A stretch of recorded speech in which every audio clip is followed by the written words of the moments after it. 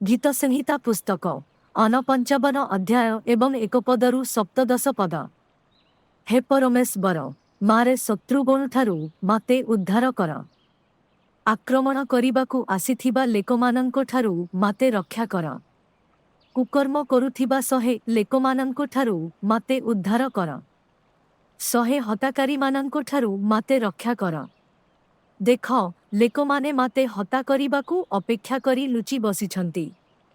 बड़बान लेकमाने माते आक्रमण करिबाकु प्रस्तुत, किंतु सदाप्रभु मु पाप करी नाही किंबा अपराध करी नाही।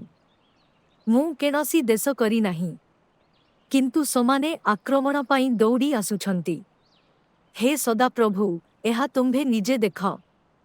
तुम्भे हेउछ सैन्याधिपति सदाप्रभु इस्राएलर परमेश्वर। जागी उठ ओ अन्य समस्त राष्ट्रगुड़िकु दंड दिय। सहे दुष्ट विश्वासी घातकमानंकु केनसी दया कर नाही। सहे दुष्ट लेकमाने कुकुर परी। समाने संध्या बेले नगरीरे पसी भूकंती ओ एणेटेणे हुअंती। तुम्भे समानंके धमक ओ अपमानकु सुण। समाने भाबंती समानंके कहे सुनंती नाही। ये हते समाने खराप कथा कहंती। किंतु हे सदाप्रभु, तुम्भे समानंके परिहास कर। तुम्भे सहे समस्त देशकु विद्रूप कर। हे मारे शक्ति, मु तुम्भ पाई अपेक्षा करिछि। हे परमेश्वर, तुम्भे मारे उच्च पर्वतरे थिबा निरापदर स्थान अट। परमेश्वर माते भल पांती एवं से आसीबे ओ माते सहाय हबे। शत्रुमानंकु परास्त करिबा पाई से माते सहाय हबे। हे परमेश्वर, समानंके कबळे हता कर नाही। हुएत मारे लेकमाने पासोरी याई पारंती।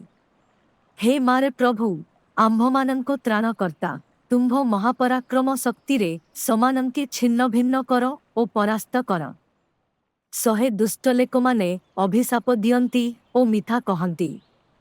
समाने करिथिबा कर्म पाई दंड विधान कर। समानंकेर अहंकार समानंके कबलित करू। समानंके तुम्भ केर्धरे ध्वंस कर। समानंके संपूर्ण रूपे ध्वंस कर।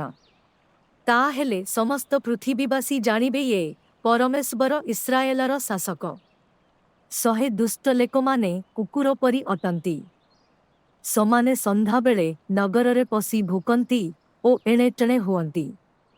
समाने किछि द्रव खाइबा अन्वसेनरे एनतेणे भ्रमण करंती। मु राण पकाउछि, यदि समाने यथेष्ट पांती, तथापि समाने रागरे गं गं करंती एवं अभिषेक करंती। किंतु प्रभातरे मु तुम्भर शक्तिर प्रशंसार गीत गान करिबी। तुम्भ प्रमरे मु आनंदित हबेई। काहिंकि कारण तुम्भे मारे उच्च पर्वतरे थिबा निरापद स्थान अट। मु तुम्भ पाखकु विपद समजरे याए। मु तुम्भर स्तुतिगान करिबी। कारण तुम्भे हेउछ मारे उच्च पर्वतर निरापद स्थान, जेउठाकु असुविधा समजरे चली आए। गीत संहिता पुस्तक 49 अध्याय एवं 1 पदरु 17 पद।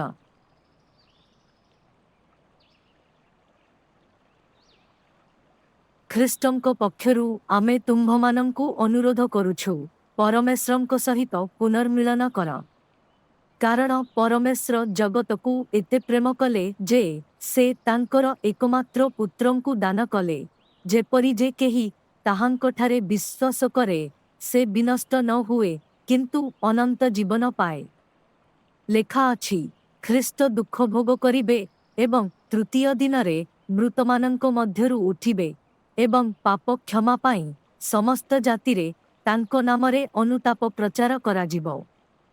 आजी जदि तुम्भे माने ताहांको स्वर सुनाओ, तेबे निज हृदय को कठिन कर नाही। वर्तमान परमेश्वरंको दया समय, वर्तमान परित्राण दिन। महाशय माने परित्राण पाइबा पाई मोते कौन करिबाकु पड़िबो? प्रभु जीशु ख्रीष्टंको ठारे विश्वास करो एवं तुमे एवं तुमर परिवार परित्राण पाइबो। जदि तुमे तुमर मुखरे घोषणा करो जीशु प्रभु एवं तुमर हृदय विश्वास कर जे परमेश्वर तांकु मृतमानंको मध्यरु उठाइछंती, तेबे तुमे परित्राण पाइबो। ତୁମମାନେ ପ୍ରତ୍ୟେକେ ନିଜ ନିଜ ପାପ କ୍ଷମା ପାଇଁ ଯୀଶୁ ଖ୍ରୀଷ୍ଟଙ୍କ ନାମରେ ଅନୁତାପ କର ଏବଂ ବାପ୍ତିଜିତ ହୁଅ ଏବଂ ତୁମେ ପବିତ୍ର ଆତ୍ମାଙ୍କ ଦାନ ପାଇବ। ଅନ୍ୟ କାହାଠାରେ ପରିତ୍ରାଣ ନାହିଁ, କାରଣ ସ୍ୱର୍ଗ ତଳେ ମନୁଷ୍ୟମାନଙ୍କୁ ଅନ୍ୟ କୌଣସି ନାମ ଦିଆଯାଇ ନାହିଁ ଯାହାଦ୍ୱାରା ଆମେ ପରିତ୍ରାଣ ପାଇପାରିବା। କାରଣ ଜଣେ ଈଶ୍ୱର ଅଛନ୍ତି ଏବଂ ଈଶ୍ୱର ଏବଂ ମନୁଷ୍ୟ ମଧ୍ୟରେ ଜଣେ ମଧ୍ୟସ୍ଥି ଅଛନ୍ତି, ଖ୍ରୀଷ୍ଟ ଯୀଶୁ। ପ୍ରଭୁ ଯୀଶୁ ଖ୍ରୀଷ୍ଟଙ୍କ ଅନୁଗ୍ରହ, ପରମେଶ୍ୱରଙ୍କ ପ୍ରେମ ଏବଂ ପବିତ୍ର ଆତ୍ମାଙ୍କ ସହଭାଗିତା ଆପଣମାନଙ୍କ ସମସ୍ତଙ୍କ ସହିତ ହେଉ।